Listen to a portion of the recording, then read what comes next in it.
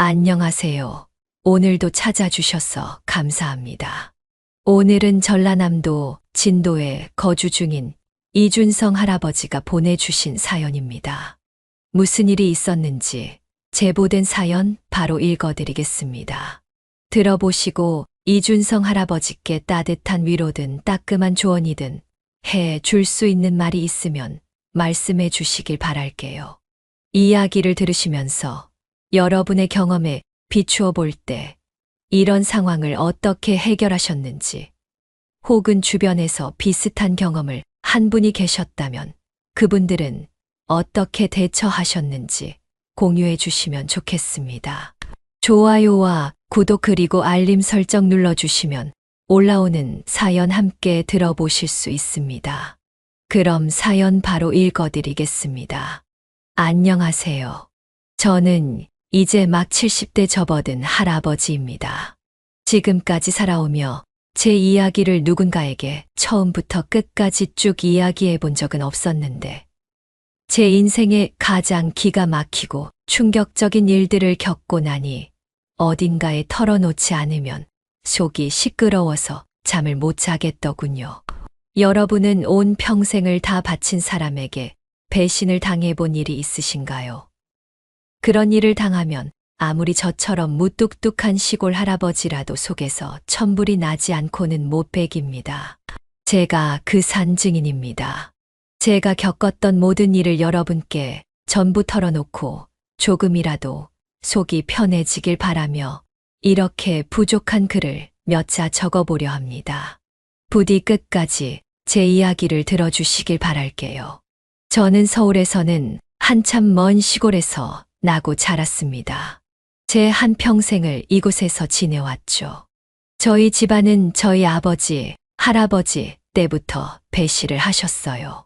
그러다 아버지가 저에게는 위험한 배실이 아닌 육지에서 하는 일을 하라고 말씀하신 게 제가 양식장을 차리게 된 이유였죠.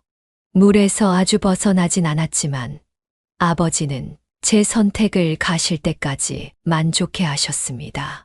어린 나이에 아버지 말씀을 따라 차린 양식장을 이제껏 운영해 오면서 저는 제 아들들 역시 대학교까지 전부 보냈어요. 그 과정에서 제 아내가 참 고생을 많이 했었죠.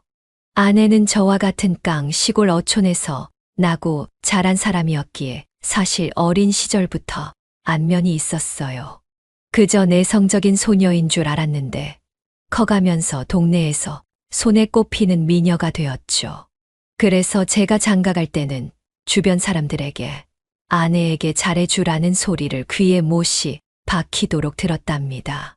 그런 아내와 함께 양식장을 꾸려 나가면서 온갖 시행착오를 많이 겪었는데 그 과정에서 아내는 참 고생을 많이 했어요.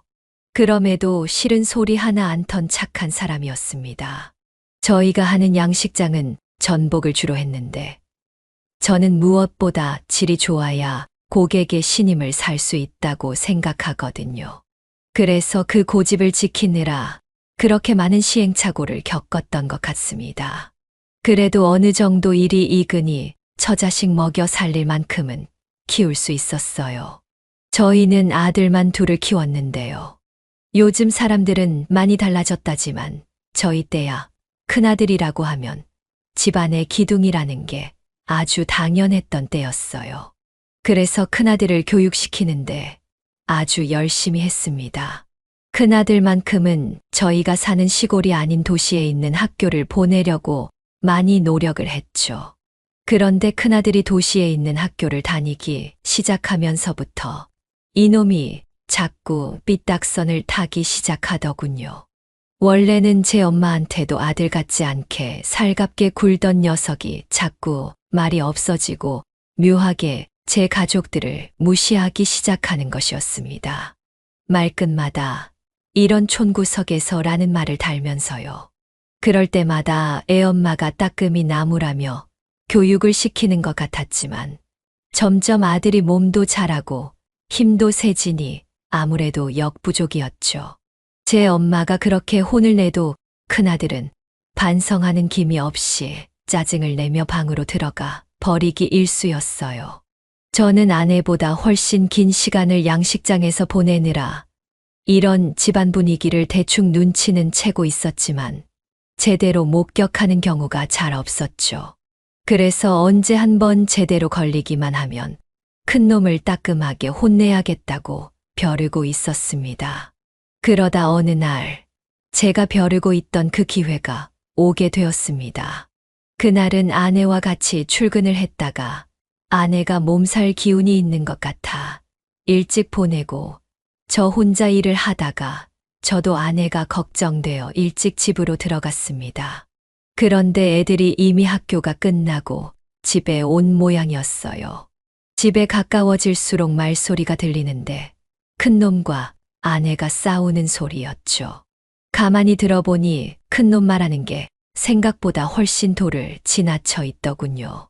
내가 다른 거 요구했어요. 학교 공부에 필요한 문제집이라고요.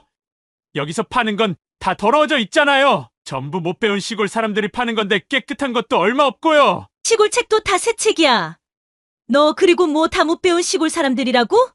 지금 네가 입고 먹고 용돈 타가는 거 다 그 시골 사람들이 벌어다 주는 거야. 잘 배우라고 도시에 있는 학교 보내놨더니 겉멋만 잔뜩 들어가지고는. 아, 그럼 됐어요. 그냥 됐다고요. 그깟 책 안 사면 될 거 아니에요. 제가 이런 집에서 이렇게까지 좋은 성적 받아오는 게 쉬운 일인 줄 알아요?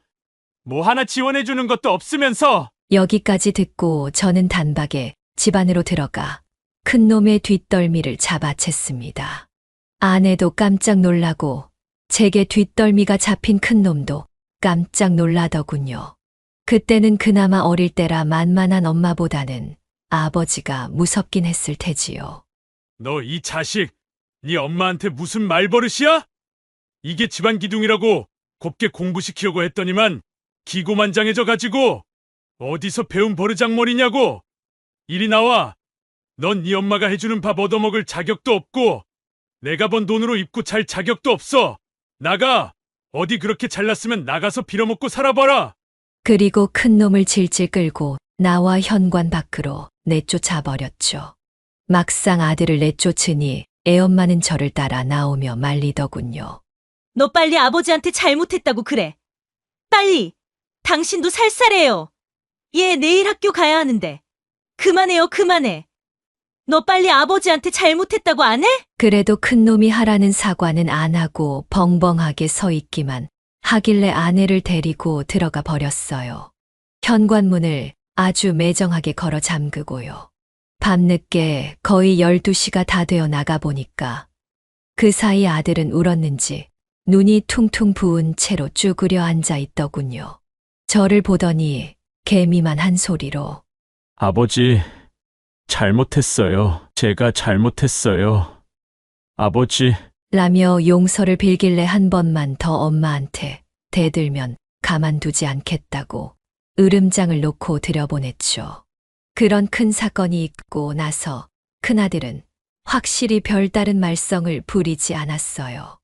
다만 집안에서 말수도 적어지고 가족과 벽이 생긴 듯한 느낌이었습니다. 그래도 중학교 졸업하고 점점 머리가 커가면서 철이 들었는지 나중에는 제 엄마도 챙기고 동생도 챙기는 모습을 보이더군요. 학교 성적이야 그 전부터 확실히 잘 나오고 있었기 때문에 더 이상 저희 속을 썩힐 일도 없었죠. 반면 둘째 아들은 어려서부터 마냥 순한 아이였어요. 3살 터울의 형이 열심히 공부하는 동안 그저 동네 친구들과 놀고 그러다 집에 오면 엄마를 도와주고 양식장에 가면 저를 성심껏 도와주는 해맑고 착한 아이였죠. 애가 구김살이 없다 보니 친구들도 많았는데 어쩌다 친구들과 저희 양식장 쪽을 지나가면 1,000원만 달라고 조르곤 했습니다. 그렇게 1,000원짜리 쥐어주면 오는 길에 핫도그를 하든지 떡꼬치 같은 군것질거리를 들고 와 제 손에도 쥐어주고 가는 그런 애였어요. 형이랑 달리 학교 공부도 딱 기본만큼 하면서요. 그런데도 미워할 수가 없는 그런 천진한 아이였죠. 그렇게 성향이 정반대로 달랐던 두 아이는 성인이 돼서도 전혀 다른 길을 걷게 되더군요. 큰아들은 서울에 있는 대학을 가게 되어 온 동네 자랑거리가 되었고, 둘째 아들은 제 친구들과 함께 근처 도시에 있는 대학을 갔죠. 둘 다 대학까지 보내놓고 나니 북적했던 집안이 한결 한산해지더라고요. 그때쯤에는 제가 키우는 전복들 중에서 실한 놈들은 입소문을 타고 굉장히 값비싸게 팔리기 시작하던 때이기도 했습니다. 그래서인지 시간적으로도 심적으로도 여유가 생겨 아내와 둘이 한적하게 지내는 시간이 많아졌죠. 하지만 저는 아내와의 평온한 나날을 금세 빼앗기게 되고 말았습니다. 아주 질 나쁜 운명의 장난 같았죠. 젊었을 적부터 그때까지 늘 건강하던 제 아내가 어느 날 갑자기 건강이 악화되기 시작한 것이었어요. 동네 병원에 가도 뾰족한 원인을 찾지 못해 차로 1시간 정도 걸리는 큰 병원에서 검사를 받아봤는데 청천벽력 같은 소식을 듣게 된 겁니다. 간암 말기입니다. 이미 온몸에 다 퍼져 있으세요. 평소에 주기적으로 건강검진 안 받으셨나요? 암이요? 간암이요? 아내가 간암은 원래 초기에 발견하기가 어렵긴 한데 그래도 정기적으로 검진은 받으셨어야죠. 사람이 죽어간다는데 대수롭지 않게 말하는 젊은 의사 놈을 흠씬 혼내주고 싶더군요. 저는 너무 충격을 받아 아무 말도 못하고 있는데 아내는 담담히 이것저것을 물어보고는 알겠다며 저를 데리고 병실을 나섰어요. 이미 치료를 해도 3개월 아니면 6개월이라는데 그게 다 무슨 소용이겠어요. 매일같이 이렇게 1시간 넘게 병원을 오갈 수도 없는 노릇이고. 됐어요. 집에나 갑시다. 그렇게 초연한 모습의 아내를 보니 더 마음이 아프더군요. 조금 더 많은 시간을 같이 보낼 걸 하고 얼마나 많이 후회했는지 모릅니다. 소식을 들은 두 아들놈도 차례로 급하게 집으로 오더라고요. 당시 큰아들은 25살로 대학 졸업을 앞두고 있었고 작은 아들은 22살로 막 군대를 제대한 상태였죠. 큰아들이야 원체 말이 없어 어두운 표정으로 와서 한숨만 푹푹 쉬었어요. 조금 늦게 도착한 작은 아들만 엉엉 울더군요. 우리 엄마 어떡해? 왜 우리 착한 엄마한테 이런 일이? 엄마, 얼른 치료받아요. 계속 있으면 점점 더 아플 텐데 약이라도 받아와요. 빨리. 이대로 가만히 있을 거예요? 그거 치료도 사람이 할 짓이 못 된다더라. 엄마는 그동안 너희 키우면서 너희 커가는 것만 봐도 충분히 행복했어. 그만 울어. 다 큰 남자가 그렇게 엉엉 우는 거 아니야. 으이구. 정말. 저희 아내는 하늘나라로 가기 전에 그렇게 저와 아들 걱정을 했네요. 아내가 간암 판정을 받은 이후로 저는 일을 최소한으로 하고 거의 대부분의 시간을 아내와 함께 보냈는데 몇 개월 동안 저에게 집안일을 하나하나 알려주고 또 알려줬습니다. 그렇게 아내는 저에게 그동안 차곡차곡 모아두었던 적금 통장을 주며 아들 장가는 제대로 보내라고 신신당부를 했어요. 내가 여태 큰 돈은 아니지만 그래도 꽤 모아놨으니까 애들 예식비든 집이든 이걸로 좀 보태라고 해요. 당신도 조금만 더 보태주고 그리고 결혼하겠다고 데려오는 여자가 괜찮은지 아닌지 잘 봐줘요. 두 녀석 다 당신 닮아서 사람 보는 눈은 영 별로인 것 같아. 당신이 그나마 오래 살았으니 두 눈 똑바로 뜨고 좀 봐요. 알겠죠? 그리고 정말로 얼마 안 있어서 하늘나라로 가버렸습니다. 저에게 평생 할 잔소리를 몰아서 쏟아붓던 아내가 한순간에 사라지고 혼자가 되니 그렇게 적적할 수가 없더군요.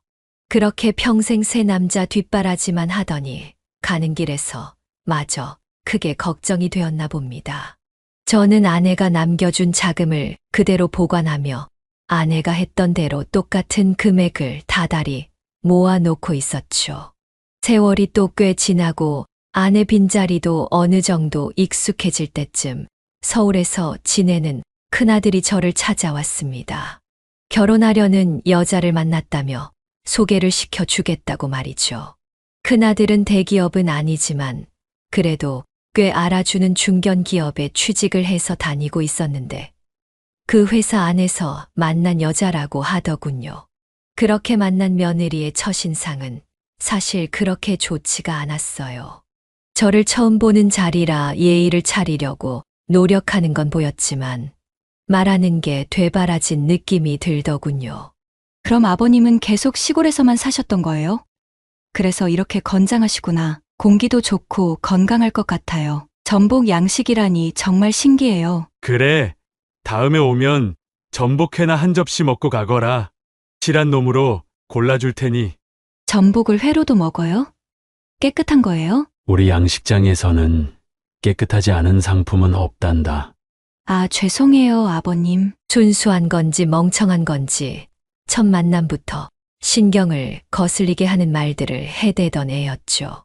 하지만 당시에는 그냥 잘 모르는구나 하고 넘겼어요. 그리고 제가 결혼을 딱히 반대하지 않았던 이유는 며느리는 좀 별로여도 사돈 집안이 참 사람들이 괜찮은 것 같았기 때문이었답니다. 사돈 어른은 환경미화원으로 오래 일을 하셨다는 양반인데 딱 봐도 인상이 선하고 부드러워 보였고 안사돈 역시 마찬가지였거든요. 결혼 후에도 사돈 내외와는 좋은 관계를 유지했죠. 어쨌든 큰아들이 장가를 간다니 저는 아내와의 오래된 약속을 지키기 위해 아내가 평생 모아왔던 돈을 꺼냈습니다. 그 당시 그 통장에 들어있던 돈은 2억이었어요. 저는 결혼을 앞둔 큰아들 내외를 불러 아내의 통장을 넘겨주며 말했죠. 네 엄마가 평생 모아두었던 돈이다. 이걸로 너희 신혼집 마련하는데 보태도록 해. 네 엄마는 나한테 돈을 좀 더 보태라고 했다만 지금 내 사정이 이래서 일단 네 이름으로 부족한 돈이 있으면 대출을 받든지 해봐라. 내가 그 다달이 이자 내는 걸 좀 도와줄 테니. 엄마가 가는 길에도 늘 장가 보내는 걸 그렇게 신경 썼어. 헛되이 쓰지 말거라. 큰아들은 그 통장을 받아들고 한동안 말이 없더니 알겠다고 한마디를 하더라고요. 제가 그렇게 이야기하는 동안 며느리는 표정이 오르락내리락 했는데 저는 그걸 놓치지 않았어요. 제가 모자란 돈은 알아서 메꾸라고 할 때는 표정이 금방 굳어졌다가 다달이 이자 갚는 걸 도와주겠다고 하니 아무 일 없었다는 듯 평온해지더군요. 그 모습을 보고 며느리가 돈 욕심이 상당하다는 걸 눈치챌 수 있었어요. 하지만 별다른 행동은 없이 조용히 있길래 저도 딱히 다른 말은 하지 않았죠. 당시에 제가 사정이 좋지 않았던 이유는 몇 년 만에 큰 태풍이 해안가를 덮쳤기 때문이었습니다. 제가 바닷가 마을에서 많은 태풍을 겪었지만 그 해의 태풍은 정말 심각한 정도였거든요. 그나마 다른 곳보다 저희가 집도 양식장도 내구성 있게 지어놓아 피해가 덜하긴 했지만 한동안 현금 융통이 잘 되지 않을 정도로 큰 타격을 입긴 했었죠. 그런 제 사정을 알고 있던 큰아들은 알아서 대출을 알아보고 서울 직장 근처에 있는 5억짜리 아파트를 구하더군요. 그래도 번듯하게 살고 있는 모습을 보니 마음이 놓였어요. 큰아들 장가도 잘 보내고 작은아들도 저희 집과 멀지 않은 곳에서 제 밥벌이는 잘하며 지내고 있으니 더 이상 아들놈들 한동안은 걱정 없이 양식장을 복구하는 데만 집중할 수 있었습니다. 그런데 인생사 참 알다가도 모를 일이지요. 큰아들을 장가 보내고 1년쯤 지났을까요? 양식장을 복구한 지 얼마 안 되어 적자만 나던 시기에 신기하게도 제게 커다란 기회가 생기게 되었어요. 어느 날 서울에서 아는 사람들은 다 안다는 유명한 사람이 찾아온 겁니다. 저에게 대뜸 명함을 내밀며 자신을 요식업체 대표라 소개한 그 사람은 전국에 있는 자신의 매장에 제 상품을 납품받고 싶다고 하더군요. 당시 저는 아직 제 양식장을 온전히 복구하지 못한 상태라 선뜻 대답하지 못하고 있었어요. 그러자 그 대표는 천천히 생각해 보라며 자리를 떠났죠. 하지만 저는 깊은 고민을 할 겨를이 없었습니다. 곧바로 큰아들 내외에게 연락이 왔기 때문이었는데요. 결혼한 지 1년 만에 며느리가 임신을 했다는 소식이었어요. 그 전까지 며느리를 탐탁지 않게 여기긴 했지만 그래도 손주를 보게 되니 대견하다는 생각이 들더군요. 그래서 그 해 명절에는 시골에 내려오지 말고 몸조리에 신경 쓰라고 배려를 해줬어요. 괜히 먼 길 오느라 무리하지 말고 올해는 그냥 서울에서 사돈댁만 찾아뵙든지 해라. 나중에 손주 나오면 그때 내가 올라가든지 하마. 여자들 애기 낳는 것이 꽤 힘들지 않냐. 네 엄마도 너희들 낳고 몸이 많이 상했어. 네가 옆에서 많이 도와주고 챙겨주고 그래라.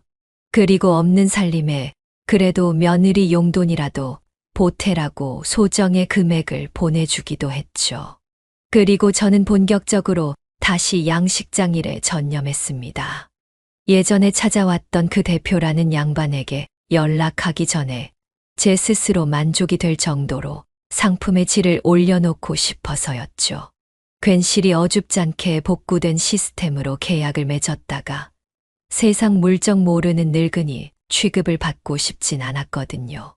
그리고 무엇보다 얼마 뒤 손주가 태어나면 큰아들 내외가 들어갈 돈이 한두 푼이 아닐 텐데 제가 제대로 계약을 맺어야 도움을 줄 만큼의 이익이 생기지 않겠습니까? 저는 그렇게 열심히 양식장을 가꿔놓고 나서 며느리의 출산 예정일 약 한 달 전쯤 간직하고 있던 명함으로 연락을 했어요. 다행히 그 대표는 저를 아직 기억하고 반갑게 전화를 받더군요. 저는 그렇게 계약 날짜를 잡아놓고 일부러 며느리가 손주를 막 출산했을 즈음에 올라가려고 생각을 하고 있었어요. 계약을 하기로 한 그 대표는 저더러 오시는 김에 실제 식당에 들렀다 가라더군요. 미리 말을 해놓을 테니 금액 상관하지 말고 식사를 하고 가라는 것이었죠. 역시 큰 사업체를 운영하는 사람이라 그런지 배포가 참 크고 배려가 좋구나 하는 생각이 들더군요. 그래서 하루 만에 다녀올 일정을 조금 늘려 이틀을 잡기로 했고 큰아들의 집에서 하루만 신세를 지기로 했습니다. 예상대로 며느리는 얼마 후 출산 소식을 알려왔고 마침 며느리가 산후조리원에서 딱 나올 때쯤 제가 서울로 올라가게 되었어요. 먼저 서울에 올라가자마자 계약서에 사인부터 하고 그 이후에 대표가 말한 곳에서 음식 맛을 보았습니다. 난생 처음 먹어보는 고급진 맛이 나더라고요.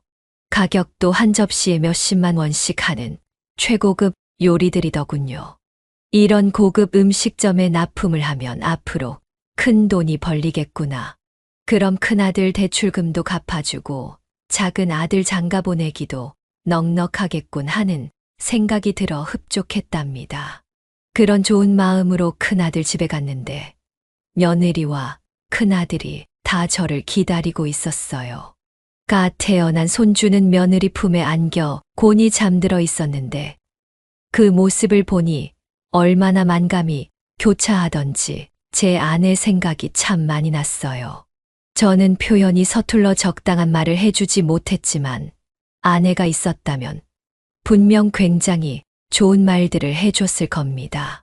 너무 예쁘다던지 수고했다던지 하는 말들이요. 그래서 저도 나름 노력하긴 했어요. 아버님 오셨어요? 그래, 고생 많았다. 애는 건강하니? 네, 예정일보다 좀 일러서 걱정했는데 다행히 아주 건강하대요. 막 출산했을 때가 3.8kg였나? 그래, 그 정도면 됐다. 고생했다. 애 보는데 신세지게 되어 미안하구나. 아니에요, 아버님. 방 미리 치워놨는데 괜찮으실지 모르겠네요. 오늘은 이 방에서 주무시면 되세요. 그래, 그리고 이거 너 산후조리 하는데 도움되라고 좀 싸왔다. 귀한 걸 감사합니다, 아버님. 저는 미리 가장 실한 놈들로 골라 담아온 전복들을 며느리에게 주었죠. 하루 종일 그 무거운 걸 들고 다닌다고 땀을 한 바가지 흘렸지만 그래도 고생한 며느리에게 줄 생각으로 꼼꼼히 싸왔거든요. 그날은 저도 일정이 바빴기에 많이 고되었고 아기도 막 잠든 것 같아 괜히 더 대화를 나누다 애기 깰까봐 금방 방으로 들어왔습니다. 그리고 얼른 씻고 잠자리에 들었어요. 다음 날 다시 시골로 내려가는 길이 만만치 않았기 때문이었어요. 저는 다음 날 새벽 일찍 일어나 첫 기차를 타고 집으로 돌아오려 했어요. 그래서 굳이 자고 있는 아들 내외를 깨우지 않고 조용히 나왔죠. 그런데 제가 피곤하긴 했나 봅니다. 제가 잠들었던 작은 방에 제 가방을 그대로 놓고 나왔거든요. 그 안에는 전날 작성했던 계약서가 들어있었는데 말입니다. 뒤늦게 그게 생각난 저는 기차역까지 가기 위해 버스를 탈 뻔했다가 곧바로 내려와 다시 큰아들네 집으로 들어갔습니다. 아니, 들어가려고 했죠. 엘리베이터에서 내리자마자 들려온 큰아들 내외 목소리를 듣기 전에는 말입니다. 여보, 이것도 가져가. 당신 차에 놓던지 해. 이게 뭔데? 아, 아버지 가방. 이것 때문에 온 집안에 호레비 노인 냄새가 진동을 해. 진짜 역해서 토 나올 것 같으니까 당신 트렁크에 두던지 하고 있어. 아니, 아버님은 가방을 왜 안 빠셔? 옷도 그렇고 다음엔 그냥 숙소를 잡아들인던지 해. 밤새 이상한 비린내랑 퀴퀴한 호라비 노인 냄새 때문에 머리가 어질어질해서 혼났네. 알았어. 며느리의 말을 듣고 저는 놀랍기도 하고 화가 잔뜩 났는데 그런 말을 듣고도 별말 없이 알았어라고 대꾸하는 큰아들 놈의 반응에 더 기가 차더군요. 저는 그 자리에서 한마디 하려고 발걸음을 옮기려는데 며느리의 이어지는 말로 인해 아연 실색하고 말았습니다. 다다음 달에 명절에도 안 가도 되지? 그 집 전체에서 이상한 냄새가 나서 2번 다시 가기 싫어. 반나절도 못 있겠더라. 아, 그 퀴퀴한 냄새 진짜.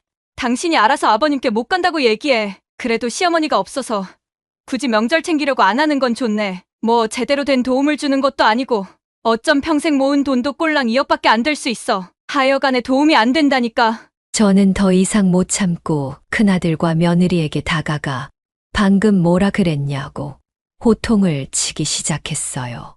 큰아들이 살던 아파트는 한 엘리베이터를 4세대가 같이 쓰느라 큰아들의 집이 엘리베이터에서 더 들어가야 보였거든요. 그래서 큰아들과 며느리의 입장에서는 제가 갑자기 튀어나온 것 같이 보였을 거예요. 아주 기함을 하며 놀라더군요. 뭐, 무슨 냄새가 나? 너 그게 네 시애비한테 할 소리야? 꼴랑 2억이라니? 그게 네 시어미가 평생 자기 아들 장가 보내겠다고 모아둔 돈이었다. 그러는 너는 혼수도 제대로 해온 것도 없으면서 뭘 잘났다고 불평이야. 불평은 그 꼴랑 2억으로 니네가 여기라도 몸 누이며 사는 줄 알아. 아주 손주 좀 봤다고 오냐오냐 해주니까 기고만장해져서는 가방 1이네. 아버님 다 들으셨어요? 아주 온 동네 사람들 다 들으라고 떠벌리던데 그걸 못 들었을 거라고 생각하는 거냐? 내가 처음부터 돈독이 잔뜩 오른 게 보이긴 했어도 참고 넘어가 주려고 했다만 아주 천지분간을 못하고 뚫린 입이라고 막 짓거려. 앞으로 니들한테 줄 도움은 땡전 한 푼 없으니까 그런 줄 알아. 제 천둥 같은 고함 소리에 며느리는 순간 바짝 겁을 먹는 것 같았지만 이내 제가 땡전 한 푼 지원해 주지 않겠다는 말에 눈을 휘번득하게 뜨고 말대꾸를 했어요. 아주 끝까지 반성하는 기미 따윈 전혀 없고 자기만 잘났다는 듯 구는 태도에 질려버리고 말았네요. 아버님 그건 아니죠. 아버님이 뭘 해주신 게 있으시다고 이렇게 큰 소리를 내시는 거예요? 땡전 한 푼 안 준다니 그럼 아들한테 주시는 대출이자도 안 주시겠다는 거예요? 그건 애초에 약속했던 거랑은 다르잖아요. 요즘 금리가 얼마나 올랐는데 이제 막애도 낳은 저희가 그걸 어떻게 감당해요? 그래요. 뭐 이왕 다 들킨 마당에 저는 그렇다 쳐요. 그런데 아버님, 아들은요? 아버님 손주는요? 아버님 핏줄이 손가락만 빨개 버려두실 거라 말씀이세요? 어떻게 아버지가 돼서 그럴 수가 있어요? 오냐? 너 말 한 번 잘했다. 자식 새끼라는 것들이 염치도 없이 그 나이 먹도록 부모한테 손 벌리는 걸 당연히 여기는 게 부끄럽지도 않으냐? 여이야말로 애미애비로서 부끄럽지도 않아?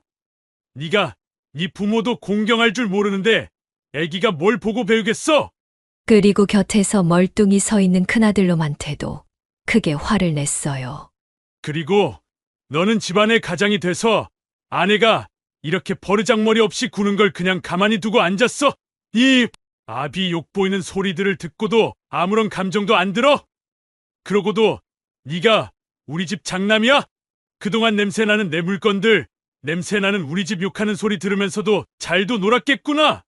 너희 부부가 그렇게 콧대가 높으면 이제 니네가 알아서 살던지 해라. 나는 일절 도울 것 없으니 아주 대바라지기가 짝이 없는 년을 집 안에 들였어. 이런 몹쓸 놈들 같으니라고. 큰아들놈은 제가 이렇게 혼을 내는 동안에도 아니다. 오해하셨다와 같은 말은 하나도 내뱉지 않은 채로 조용히 서 있더군요. 저는 그런 큰아들의 태도에도 아주 크게 실망을 했어요. 아주 두년놈이 다 꼴도 보기 싫어서 그날은 그렇게 집으로 내려와 버렸습니다. 그리고 그 다음 날부터 바로 큰아들 내외에게 들어가던 지원을 일절 끊어버렸죠. 그랬더니 그달 말에 사돈 어른한테서 바로 연락이 오더라고요. 연락이 온 날은 큰아들 집에 다녀온 지 약 2주째 되는 날이었어요. 사돈어른 안녕하십니까? 잘 지내십니까? 다름이 아니라 우리 딸애한테서 연락이 왔는데 갑자기 대출이자를 갚아야 한다며 돈을 달라더군요. 그런데 저희는 이 내용을 생전 처음 듣는 이야기라서요. 혹시 무슨 다른 일이 있나 싶어 캐물어도 어물쩡 대답을 흐리며 속 시원히 말을 안 해주네요. 혹시 사돈어른께서 아시는 거 있습니까? 예, 아주 잘 알죠? 그 고약한 연놈들. 제가 매달 지원해주는 돈 가지고 감사한 줄도 모르고 살면서 지시아비 욕을 그렇게 앞뒤다 호래비 노인 냄새가 난다는 둥, 비린내가 난다는 둥 받아먹을 건 다 받아먹으면서도 자기네한테 해준 것 하나 없다며 적반하장으로 버르장머리 없이 굴길래 그 집으로 보내던 돈 전부 다 끊어버렸죠. 제 아들놈도 모자라기 마찬가지여서 지 와이프가 지시아비한테 바락바락 대드는 모양을 그냥 손 놓고 지켜보고 있더이다. 그 꼬라지 보고 있자니 나도 자식 농사 참 말아 먹었지만 그건 사돈도 마찬가지더군요. 어떻게 딸애가 그렇게 되도록 키우셨습니까? 사실 며느리가 그렇게 못돼 처먹은 게 사돈한테 화를 냈던 건 아니었을지 모릅니다. 하지만 사람 감정이라는 게 그 순간에는 며느리를 그렇게 키운 사돈도 분명 잘못했다고 생각할 수밖에 없더군요. 그래서 사돈에게 마구 따지며 화를 냈어요. 그러니까 사돈은 정말 깜짝 놀라며 되묻더라고요. 호래비 노인 냄새가 난다고 했다고요? 비린내. 그런 소리를 합니까, 제 딸이? 예, 아주 제 앞에서 대놓고 그렇게 말을 하면서 바락바락 대들더라고요. 저는 그냥 앞으로 그 집 애들은 내 아들도 내 가족도 아니라고 생각하고 살 테니까 그런 줄 아십시오. 대출 이자를 갚든 못 갚든 지들 팔자지요. 사돈 어른은 제 말을 듣더니 심각한 목소리로 예, 일단 알겠습니다, 사돈. 제가 죄송합니다. 다시 연락드리겠습니다. 라는 짧은 말을 남기고 전화를 끊었어요. 그런 사돈의 대답이 밍숭맹숭해서 마음에 들진 않았지만 평소 사돈은 괜찮은 사람이었기에 그쪽도 당황을 했나 보다 하고 넘겼죠. 그런데 저와 통화를 하고 이틀 만에 사돈은 저를 찾아왔어요. 저희 집으로 직접 말입니다. 사돈의 뒤에는 머리가 산발이 된 며느리도 함께였죠. 사돈어른 안녕하십니까? 저번에 저희 딸이 큰 실례를 저질렀다고 해서 제가 버르장머리를 단단히 고쳐놨습니다. 어서 인사드리지 않고 뭐해? 빨리 잘못했다고 사과드려! 며느리의 꼴을 보니 머리가 듬성듬성 짧은 것이 딱 봐도 사돈 어른이 머리를 밀려다가 겨우 참고 여기까지 온 것 같더라고요.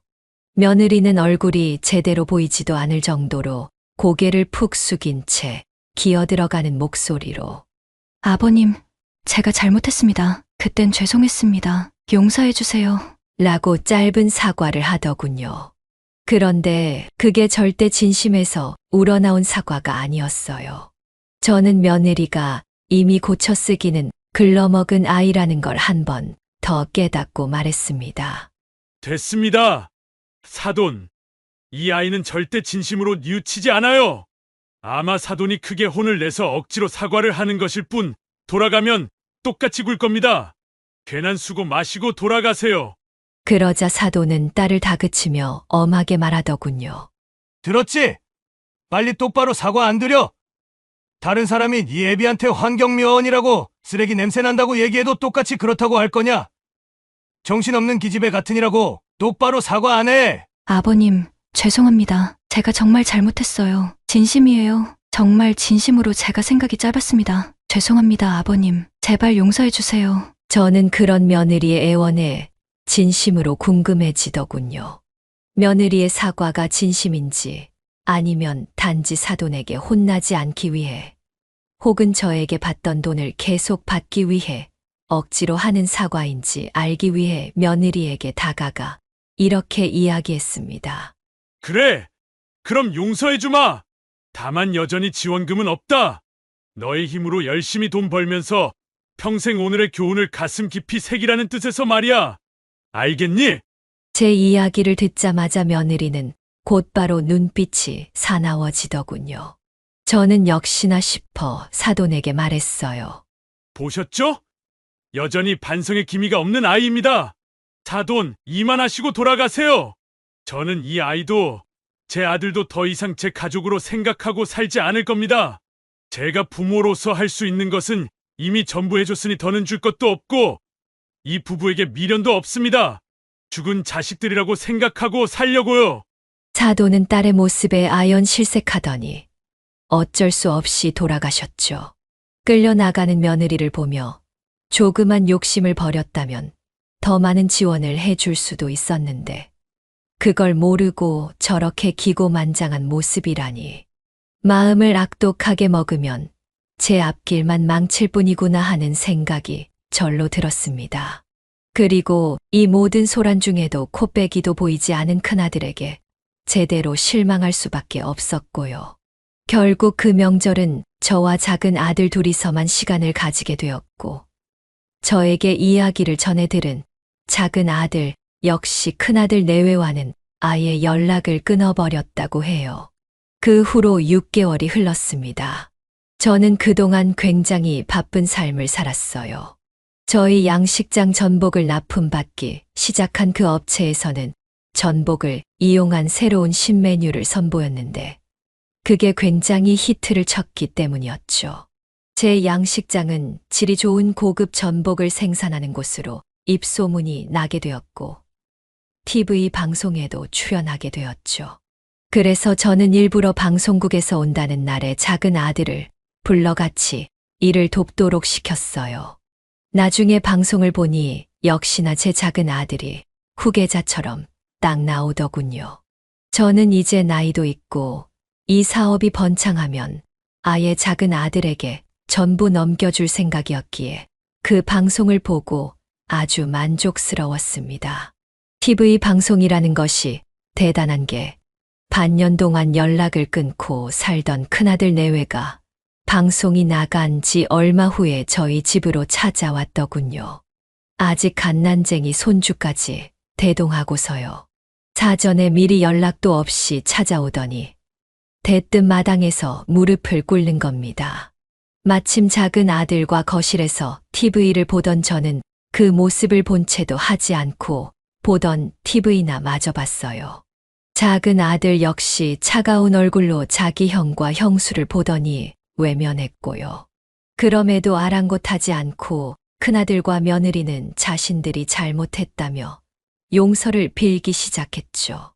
아버지, 저희가 정말 큰 잘못을 저질렀습니다. 용서해 주십시오. 아버님, 제가 지난번에 큰 실언을 했죠. 정말 죄송해요. 다신 그러지 않을게요. 한 번만 용서해 주세요. 저희가 평생 아버님 극진하게 모시면서 평생 효도하면서 살게요. 제발 용서해 주세요. 그땐 제가 생각이 짧았어요. 제가 너무 잘못했고 진심으로 뉘우치고 있습니다. 아버님, 손주를 봐서라도 제발 한 번만 용서해 주세요. 사실 그 아이들이 저를 찾아오기 전 저는 이미 큰아들 내외가 어떻게 살고 있었는지 소식을 들어 알고 있었어요. 그 애들이 저지른 일들을 듣고 나서 얼마나 기가 막혔는지. 정말이지 큰아들과 며느리의 어리석음은 끝이 없더군요. 글쎄, 제 아내가 모았던 돈 2억을 전부 집사하는데 쓴 게 아니라 주식과 코인으로 날려 먹었다지 뭡니까. 엄마가 평생 저 생각하면서 모아온 돈을 그렇게 허망하게 탕진하다니. 아주 괘씸하게 짝이 없는 녀석들이었죠. 아버님, 뭐라도 말이라도 좀 해주세요. 저희가 이렇게 용서를 구하러 왔잖아요. 아버님, 저희 사과 안 받아주실 거예요? 정말 저희가 잘못했다니까요. 진심이에요. 제발 믿어주세요, 아버님. 제가 쳐다보지도 않자 며느리가 하도 불러대길래 결국 제가 나서서 대꾸했습니다. 누구신데 자꾸 남의 집 마당에서 소란을 피우십니까? 빨리 나가세요. 남의 집에서 경찰 불러 쫓겨나고 싶지 않으면. 그러자 며느리가 벌떡 일어나더니 제 앞으로 후다닥 오더군요. 전에는 가까이도 안 오려고 하더니만 자기가 급하니까 후다닥 제게 다가와 제 발 바로 앞에서 무릎을 다시 꿇는 겁니다. 아니, 아버님, 남이라니요. 저희가 어떻게 남이에요. 제발요. 제가 잘못했어요. 저희가 정말 잘못했어요. 그러니까 이제 다 용서해주세요. 아버님, 살 날이 얼마나 남았다고 앞으로 남은 시간 척지고 보내고 싶지 않아요. 저희가 그동안 못했던 효도 아버님 평생 동안 효도하고 모시고 살게요. 제발 화 좀 풀어주세요. 아주 그 꼴이 가증스럽고 웃기지도 않았어요.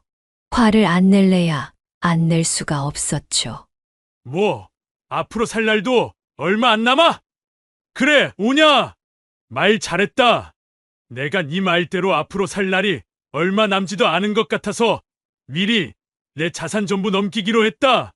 우리 둘째한테 부모 피 빨아먹어서 얻은 재산으로 허황된 꿈만 쫓다가 전부 날려버렸다더니 이제 와서 콩고물이라도 얻어먹겠다고 기어들어 온 게냐? 꿈 깨라. 너희한테 줄 건 10원 한 장 없으니까. 그게 무슨 말씀이에요?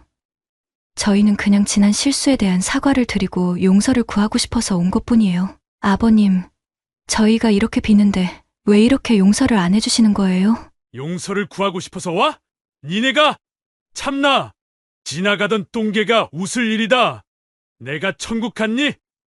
시어미가 남겨준 돈으로 집 사는데 보태라고 했더니만 그걸 낼름 가로채가? 그러면서 주식이니 코인이니 그저 일확천금만 노리면서 흥청망청 써댄 거잖아. 내가 모를 줄 알았어? 아버님, 그걸 어떻게... 아니, 흥청망청이라니요. 아버님, 그것도 엄연히 재테크고 경제활동이에요. 아버님이 양식장 하는 거랑 똑같은 거라고요. 저희 한 번만 더 기회를 주시면 진짜 열심히 살게요. 저희 대출 이자만이라도 어떻게 해주시면, 다시 한 번만 더 기회를 주시면 재산 안 날리고 2배, 3배로 불릴 수 있어요. 아버님. 아직도 정신 못 차렸구나.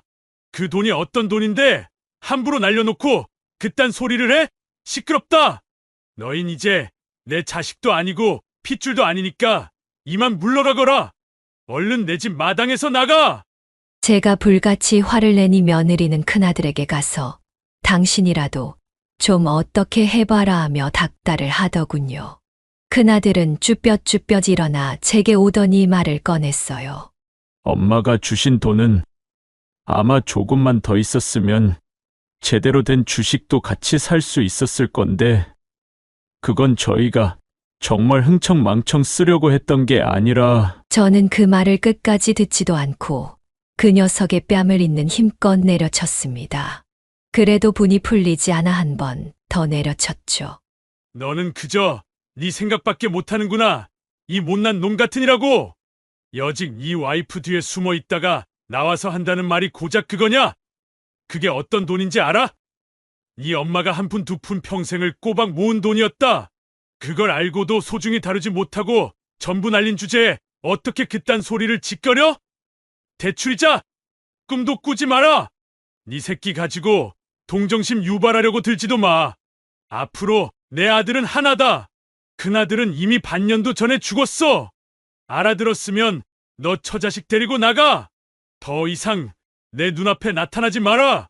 자신들의 작전이 먹히지 않자 며느리는 혼비백산에서 정말 제 바짓가랑이라도 붙잡을 요량이었어요. 그런데 마당에 경찰이 들이닥치더군요. 큰아들 내외가 도저히 제 발로 나갈 것 같지 않자 작은 아들이 신고를 한 것이었습니다. 경찰은 상황을 파악한 후 곧바로 큰아들 내외를 끌어냈습니다. 큰아들은 터덜터덜 끌려나가고 며느리는 끝까지 저를 부르며 도와달라고 소리쳤다가 나중에는 뜻대로 안 되자 욕을 퍼붓더군요. 역시 고쳤을 만한 사람이 아니었습니다. 그날 이후로 정말로 큰아들 내외와는 연락을 끊어버렸습니다. 작은 아들의 도움으로 핸드폰 번호도 바꾸고 아예 집도 이사를 가버렸거든요. 마지막으로 소식을 들은 건 그 아이들이 계속해서 대출 이자를 갚지 못해 결국 살던 집이 넘어가게 생겼다는 소식이었습니다. 저는 거기까지만 딱 듣고 더 이상 귀를 닫아버렸어요. 더 이상 제가 알 필요도 없었고 알고 싶지도 않았으니까요. 제 양식장은 점점 더 번창해 아예 큰 평수로 리모델링을 하게 되었습니다. 작은 아들은 도시에서 하던 일을 정리하고 제 사업을 물려받기 위해 매일같이 저와 함께 출근을 하고 있죠. 또 사귄 지 오래된 여자친구와 내년에 결혼을 약속해 요즘은 결혼 준비까지 하느라 아주 바쁜 나날을 보내고 있습니다. 덕분에 저도 덩달아 바쁘게 지내고 있답니다. 전혀 다른 두 아들을 보다 보면 오리 새끼는 길러 놓으면 물로 가고 꿩 새끼는 산으로 간다는 옛말이 딱 들어맞는 것 같습니다.